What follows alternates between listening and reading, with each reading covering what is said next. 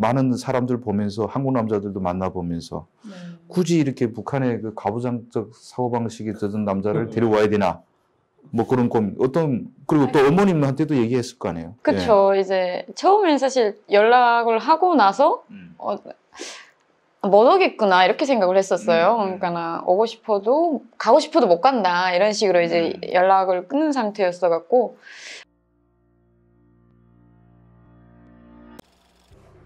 여러분 안녕하십니까?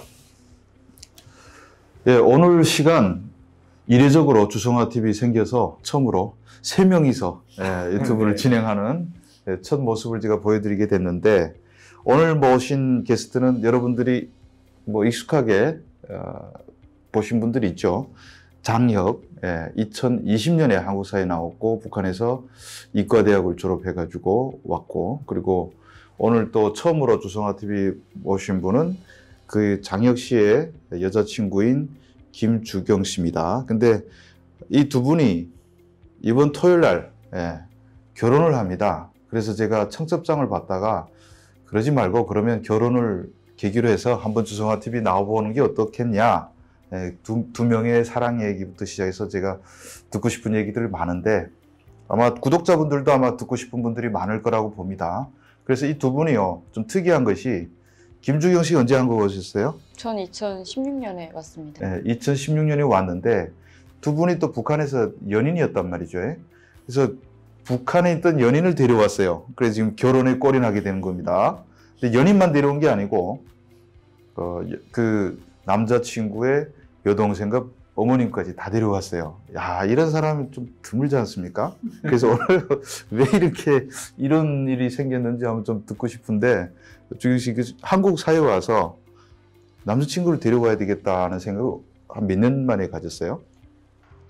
저는 사실 이제 2016년에 이제 2015년 말쯤에 이제 북한을 떠났고 2016년에 한국으로 나왔는데, 처음에 이제 첫 연애였어요. 제가 21살 때 이제 북한에서 네네. 첫 연애. 네네. 21살 때 이제 만나서 몇 년 연애했어요? 한 1년 가까이 한 것 같아요. 한 10개월 정도 했는데, 그때는 좀 말할 수 없는 상황이다 보니까 말하지 못하고 그냥 이제 한국으로 와버린 거죠, 제가. 어머니 따라서. 네네. 근데 그때는 되게 금방 잊고 잘 살 줄 알았어요, 제가. 그러니까 원래 또 그렇잖아요. 또 이 헤어지면 또 헤어짐이란 걸 한 번도 이렇게 진지하게 해본 적이 없으니까 그냥. 우리 대학 커플들도 막 헤어지는데 이건 뭐 남북에서 헤어졌잖아. 그냥 또 잊고 잘 살 줄 알았는데 제가 잘 못 살고 있더라고요. 계속 그리워했어요? 네. 처음 한 1년은 진짜 엄청 힘들었던 것 같아요. 힘들고 이러다 보니까 이제 좀 잊어보려고 나름의 이제 노력들을 좀 했죠. 네, 잘 안 돼갖고 이제 연락을 했죠. 그러고 사실 좀 되게 고마웠어요. 고맙고 미안한 마음도 크고, 그래서 이제 그런 것들을 좀 전하기 위해서 일단 통화를 해보자. 통화를 했는데, 저 대한민국에 살면서 이제 전 여친한테서 연락이 왔는데 통화로 나 한국에서 잘 살고 있어 라고만 말하는 건 되게 웃기잖아요. 그래서 이제 그때 전화를 하면서 한국에 오고 싶은 마음이 있냐? 오고 싶다면 내가 도움을 줄 수 있다 라고 이제 연락을 한 거죠. 그래서 어떤 대답 받았어요? 뭐라고 대답했어요? 처음에는 싫다고 하더라고요. 아니, 그러니까 싫다고 하는 게 아니라 내가 가고 싶어도 그럴 수 없지 않냐. 장남이니까 집안에서 또 가족도 있고 하니까. 그래서 이제 결혼은 다행히 이제 안 한 상태였고. 알아보니까. 네. 처음 전화 받았을 때 어떤 생각이 들었어요? 이 주성아TV 제가 여러 번 나왔고 이제 기자님하고는 또 개인적인 친분이 좀 있는 사이인데, 저는 사실 이번에 그 결혼한다는 얘기를 했을 때 되게 서운한 감정이 컸어요. 이 구독자님들을 얼마나 이제 아끼시는지, 1년 그 토요일에 저희 결혼식 날에 뭐 라이브 방송에 있어서 못 온다는 거예요. 네, 그러면서 무슨 뭐 축의금 내가 보낼게, 저는 뭐 마치도 축의금 때문에 말한 사람처럼 만들고, 그러더니 차라리 우리 채널에 와서 뭐 결혼 전에 영상 찍는 건 어때? 뭐 이러시더라고요. 그래서 야, 진짜 찐 유튜버가 다 되셨구나. 아니 어. 그러니까 우리 구독자분들이 몇천 명이 기다리고 있는데 야, 진짜 어떻게 하겠어. 부럽습니다. 저는 좀 제가 가까운 줄 알았거든요. 근데 이번에 솔직히 배신감 많이 느꼈고요. 그래도 여기 나와서 찍으니까 물어보는 말에는 성실하게 답변하도록 하겠습니다. 자, 그럼 다시 본론 돌아가서 여자친구에서 갑자기 전화가 왔어. 네. 예, 그 한국으로 오라. 네네. 예. 그때 북한에 또 새 여자친구 있지 않았나가? 아니 뭐 연애를 하긴 했었죠. 근데 솔직히 말씀드리면 연애를 했었는데 그 전화가 오던 그 시점에는 연애를 안 하고 있던 네, 상태였고 그때는 사실 결혼을 앞두고 이제 진지하게 사람을 만나야 되는데 그 전까지 연애가 어찌됐건 다 안 좋게 끝났기 결혼을 할 때문에 사람도 없었고. 네, 그래서 뭐 중매 네, 이런 거 조금 보던 시점이었습니다. 그래서 가고 그런데 싶은 생각 났어요? 딱 전화 받자마자 가고는 싶었어요? 한국에요? 아, 이 전화라는 게 그 이제 주경이가 한국에 직접 오는 게 아니고요. 국경 쪽에 해산 쪽에 사는 사람들이 저한테 전화가 와요. 주경이 아니야. 한국에서 한국이란 말 안 하고 걔가 만나려고 하는데 와서 만날 의향이 있냐 이렇게 물어봐요. 근데 해산 쪽에서 전화가 왔고 이 친구 한국 간 거 제가 다 아니까 이거 한국 쪽에서 오는 전화를 알거든요. 그런데 북한에서 그냥 모든 사람이 그런지는 모르겠는데 제가 그래서 딱 느낀 첫 번째 감정은 좀 상당히 이제 부담스럽고 꺼리는 감정이 컸죠. 이제 보이부가 얼마나 많아요. 근데 얘네가 그냥 마음 먹으면 한국하고 전화했다는 것만으로도 자기들의 그런 실적을 부풀리기 위해서 나를 그냥 매수간첩으로 몰고 갈 수도 있고 뭐 어쨌든 그 이유가 없어서 못 몰거든요. 그래서 상당히 조심해야 되는 문제인 걸 알았기 때문에 일단은 그냥 저는 궁금한 마음은 있었어요. 이제 북한에서도 좀 힘들게 살았으니까 한국 가서라도 좀 잘 살아라 라는 바람이 있었고 근데 뭐 아무리 그래도 한국 사회가 아무리 좋은 사회라도 호락호락한 사회는 아니잖아요. 네, 간지 3, 4년 만에 뭐 다 정착하고 잘 산다라고 생각해 본 적은 없었어요. 그래서 힘든 시기가 좀 지나긴 지났나 보다. 연락을 오는 걸 보니. 네, 그리고 어느 정도 사는지 잘 산다는 얘기 하나만 들으면 그래 저도 좀 미안한 감정이 많이 덜어질 것 같아서. 왜냐면 이제 북한에서 떠났잖아요, 이 친구가. 근데 저한테 말도 없이 떠났기 때문에 내가 확신을 못 줬구나. 그 속으로 내가 그녀에게 이렇게 중요한 남자였던가 뭐 이런 생각은 안 들었어요? 아이 뭐 저도 최선을 다했으니까 네, 네, 제가 하나 바친 게 있기 때문에 당연하다. 네, 제가 뭐 이렇게 아무것도 아닌 사람이라고는 생각한 적은 없는데 다만 내가 좀 더 확신을 주고 우리의 그런 결혼과 미래에 대한 확신을 확실하게 해줬으면 얘가 안 떠나지도 않았겠는가라고 생각을 했었어요. 근데 그 떠나기 전에 살짝 이런 식의 질문을 했었거든요. 오빠 그 나랑 이제 결혼할 거야? 뭐 이런 식으로 얘기를 했는데 제가 그때 좀 매정하게 못나게도 우리가 당연히 결혼을 전제로 만나는 거지. 뭐 연애만 하려고 만나는 머리는 못 되는 거고 근데 우리가 뭐 결혼을 하자 약속한다고 3년 후에 결혼이 되는 것도 아니고 그래서 그냥 사귀다가 싫은 게 없으면 결혼하는 거지 뭐 이렇게 식의 애매모호하게 얘기를 해버렸어요. 네, 근데 아마 이제 여자친구 입장에서는 아마 확신을 얻고 싶어서 한 질문이 아닌가. 그래서 전화가 최초로 와서 그다음 떠나기까지 몇 달이 걸렸고 그 기간에 전화 몇 번 정도 왔어요? 아니 전화는 사실 그때 한 번밖에 못 만났어요.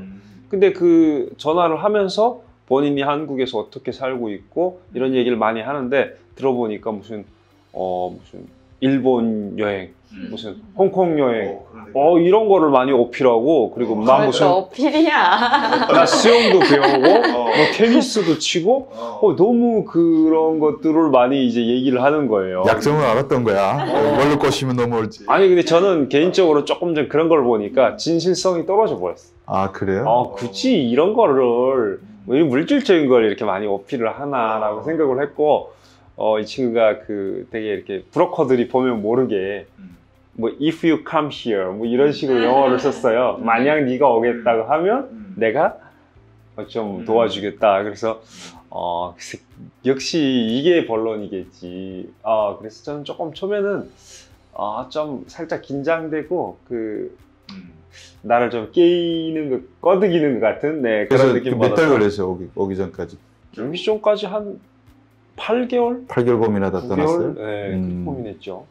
자, 일단은 주경 씨한테 또 여쭤보고 싶은데 사실 이 얘기 자체 들어보면 한국으로 전혀 다른 연락될 수 없는 세상으로 떠난 여자가 갑자기 남자를 데려다 산다 이러면 우리 사실 대한민국 남자들한테는 로망이거든. 이런 여자가 내 옆에 있었으면 좋겠다 막 이런 부러운 행복한 줄 잘 모르는 것 같은데 근데 본인 자체도 고민이 많았을 것 같아요. 그쵸. 여기 와서 고민 대학 많이 다니면서 했죠. 주변 연애하는 거 다 많은 사람들 보면서 한국 남자들도 만나보면서 네. 굳이 이렇게 북한의 그 가부장적 사고방식이 젖은 남자를 데려와야 되나 뭐 그런 고민 그리고 또 어머님한테도 얘기했을 거 아니에요. 그쵸. 이제 처음엔 사실 연락을 하고 나서 못 오겠구나 이렇게 생각을 했었어요. 그러니까 나 오고 싶어도 가고 싶어도 못 간다 이런 식으로 이제 연락을 끊는 상태였어 갖고 아 그래 못 오겠구나 하고 되게 개운하게 잘 살고 있었어요. 잘 살고 있었는데 다시 연락이 온 거예요. 근데 그때 당시 사실 제일 큰 그런 가부장적이어서 그 사람이 별로라서 이런 고민은 단 한 번도 안 했던 것 같아요. 왜냐면 이제 북에 있을 때 보여준 게 있었구나. 네, 되게 또 스윗하게 또 한국 드라마 많이 보고 되게 한국 남자처럼 네, 해줬어요. 척했죠. 네. 아, 지금처럼 굴 줄 알았으면 안 데려오는 건데. 그래서 근데 네, 오겠다고 하니까 어머님이 주위에서도 정말 내 친한 친구들도 미쳤냐 진짜 이 정도로 왜 그러냐 약간 다들 반대하고 사진이 있었어요? 사진은 이제 통화했을 때 그러니까 되게 찍었던 사진 하나 있긴 했었어요. 왜 그러냐 할 때 보여줘야 될 거 아니야. 아유, 제 얼굴 가지고 안 먹히죠. 그래서요. 네, 엄마는 사실 제가 북에 있을 때 고생을 많이 했어요. 그 한 번 탈북을 이제 북송당했던 경험이 있어갖고 고생을 좀 많이 했는데 엄마도 이제 곁에 없었고 제가 제일 그 인생에서 힘들던 시점에 오빠랑 만났어요. 북한에 혼자 있을 때. 네네. 그러니까 제일 인생에서 어떻게 보면 딱 오롯이 혼자였고 제일 힘든 시점에 오빠가 옆에 있었으니까 엄마는 그게 늘 저한테 미안하신 거예요. 그래서 미안하시니까 내가 못 챙겨줬을 네, 때. 못 챙겨줬을 때 옆에서 해줬으니까 고마운 마음에 그 사람이 어떻든 나는 그래도 우리 딸이 원하니까 그래도 너 하고 싶은 대로 해라 라고 이제 엄마가 하셨죠. 근데 아마 저희 엄마도 걱정은 많이 하셨을 것 같아요. 네. 한국 남자 좋은데 한국 남자하고 살지 왜 또 북에서 또 데려와야 되냐. 두 분이 나이 차이가 어떻게 되는지 구독자분들이 궁금할 것 같아요. 7년 차이. 7년 차. 7년 차면 뭐 꽤 많이 나. 도둑 소리 좀 듣겠네요. 도둑 당하는 사람이 불쾌하게 느끼지 않으니까 옆에서 도둑이라 하면 안 되죠. 그래서 자 그러면 궁금한 게 본인 온 자체도 장남이잖아요. 근데 이제 이 주경 씨가 이 가족까지 다 데려왔어요. 1인당 2천만 원씩 주고. 정말 쉽지 않거든요. 아니, 자꾸 형님 그 사랑을 자꾸 돈으로 계산을 하고. 아니 돈이 자본주의 사회인데 돈 계산해야지. 그게 쉽지 않다는 거지. 진짜 부담 자꾸 팍팍 주시면서. 근데 그 본인은 뭐 혼자라면 얼마든지 올 수 있었는데 가족도 오기 쉽지 않잖아요. 근데 가족은 어떻게 설득했어요? 남쪽에서 여자친구 부릅니다. 갑시다 이러니까 아니, 그런 거 아니에요? 네. 네. 일단 제 가족이 아버님은 돌아가시고 어머니랑 동생이 이렇게 함께 살았는데 저희 동생은 뭐 완전 그 한류에 날라리. 네, 저죠 이제 날라리가 아닌 애인데도 한류를 엄청 좋아했어요. 그래서 얘는 사실 문제가 되지 않았어요. 그냥 네 이렇게 탁 던지면 바로 이제 열성 문제로 바뀔 판인데 문제는 엄마가 문제였거든요. 저희 어머니는 제가 전에 10년 전에 평양시 배치를 받았을 때 올라가서 살자고 하니까 무슨 늙은 나무는 옮겨 심으면 죽는다고 하면서 네가 혼자 올라가 살아라 뭐 이러더라고요. 그래서 야 이거 엄마는 세구나. 이게 보통의 방법으로는 안 된다라고 생각을 하고 그 함께 넘어오라고 요구를 했었는데 제가 그 좀 상당히 위험하다고 판단을 했어요. 우리가 다 함께 가다가 문제가 생기면 옥바라지 누가 하죠? 그래서 내가 먼저 가보고 괜찮다 싶으면 연락할 테니까 동생 보고 엄마를 협박해라. 오빠가 건너갔으니까 어머니 이제 안 건너가면 오빠가 다시 온다고 했다고 결정하라고. 다시 오면 보이비 체포되고. 아니 그 뭐 사실 올 수도 없죠. 그냥 말이 그렇다는 거지. 그렇게 말을 하니까 엄마가 그냥 그 자리에서 이렇게 그냥 아이 이게 무슨 소리야 하고 확 쓰러지시더래. 그러다가 한 하루 이틀 이렇게 고민하시다가 자식 따라 살아야죠. 그래도 아들 살려야지. 네. 그리고 또 동생도 어머니 저는 정말 가고 싶습니다. 뭐 이런 얘기를 했대. 그래서 엄마가 정말 그 나이에 이렇게 정신없이 애들 따라서 루트는 다 주경 씨가 부르고 확보한 통해서. 상태니까 그렇게 지금은 돌아오셨다고 하더라고요. 지금 어머님은 오신 다음에 어때요? 좋아요? 지금 어머니 물론 새 사회라서 좋은 점도 많긴 한데 저는 개인적으로 엄마의 입장에서 삶은 그렇게까지 즐겁진 않을 거라고 생각을 해요. 나이 들어서 오시니까 네. 친구도 없고. 형제 그리고 부모님도 계셨거든요. 우리 할머니도 거기 살아 계셨는데 다 두고 왔으니까 엄마는 좀 심적으로 힘들지 않겠나. 잘해야 되겠네. 근데 사실 또 한국에 와서 사니까 저희가 맨날 그 북에 있을 때는 그 붙어 살았잖아요. 네. 핵가족처럼 꼴 보기 싫어도 매일 아침 저녁을 봤는데 지금은 제각기 막 사니까 좀 그런 거는 좀 많이 저희가 신경을 써야 되는데 잘 못하고 있는 점입니다.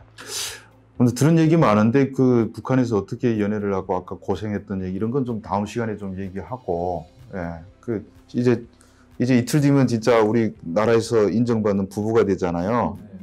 신혼집 마련했어요?